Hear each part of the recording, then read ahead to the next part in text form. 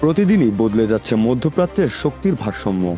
যুদ্ধের ঢাকঢোল যখন পুরোপুরি বেজে উঠল, ঠিক তখনই ইরানও নিজের অস্ত্রভাণ্ডার খুলে দেখালো বিশ্ববাসীকে। ইরানের সামরিক শক্তির প্রধান স্তম্ভ তার বিশাল ও বৈচিত্র্যময় ক্ষেপণাস্ত্র ভাণ্ডার। এই ভাণ্ডার শুধু সংখ্যায় বড় নয়, প্রযুক্তিগত দিক থেকেও ক্রমশ পরিণত ও মারাত্মক হয়ে উঠছে।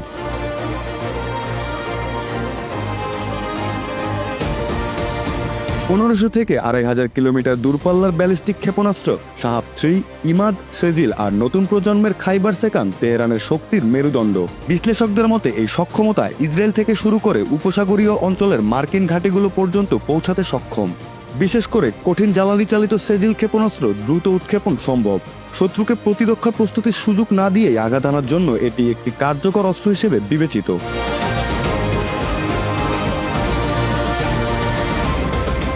স্বল্প পাল্লার ফাতেহ সিরিজও কম ভয়ঙ্কর নয়। প্রায় নির্ভুল নিশানার জন্য পরিচিত এই সিরিজের জুলফিকার ও কিয়াম-1 ক্ষেপণাস্ত্র 2020 সালে ইরাকের আইন আল আসাদ ঘাঁটিতে ব্যবহৃত হয়েছিল। সেই হামলা ছিল সরাসরি হুঁশিয়ারি, ইরান চাইলে নির্দিষ্ট সামরিক স্থাপনাকে লক্ষ্য করে আঘাত আনতে পারে।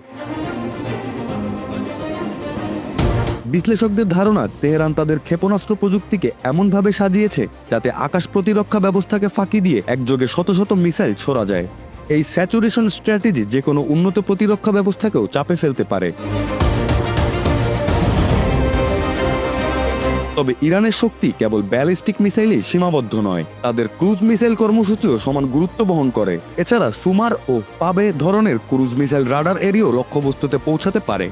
কম উচ্চতায় দীর্ঘপথ পাড়ি দেওয়ার ক্ষমতা এসব অস্ত্রকে করে তোলে আরও জটিল ও বিপজ্জনক। এর সঙ্গে যুক্ত হয়েছে কামিকাজি ড্রোন, স্বল্প মূল্যে উৎপাদনযোগ্য কিন্তু ঝাঁকে ঝাঁকে উৎক্ষেপণ করলে অত্যাধুনিক প্রতিরক্ষা ব্যবস্থাকেও বিপাকে ফেলে দেয়। গুরুত্বপূর্ণ বন্দর, জ্বালানি অবকাঠামো কিংবা সামরিক স্থাপনা সবই হয়ে উঠতে পারে লক্ষ্যবস্তু। ড্রোন ও মিসাইলের সমন্বিত ব্যবহার যুদ্ধে নতুন কৌশলের ইঙ্গিত দিচ্ছে।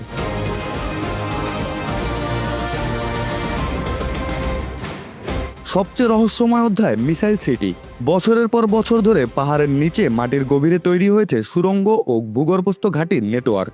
এই ঘাঁটিগুলো শুধু সংরক্ষণের জন্য নয়, সেখান থেকেই সরাসরি উৎক্ষেপণের সক্ষমতা রয়েছে বলে বিভিন্ন সামরিক বিশ্লেষণে উঠে এসেছে। প্রথম দফার বিমান বা ক্ষেপণাস্ত্র হামলায় যাতে মূল শক্তি অক্ষত থাকে, সেই কৌশলগত নিরাপত্তা বলয় গড়ে তুলেছে তেহরান।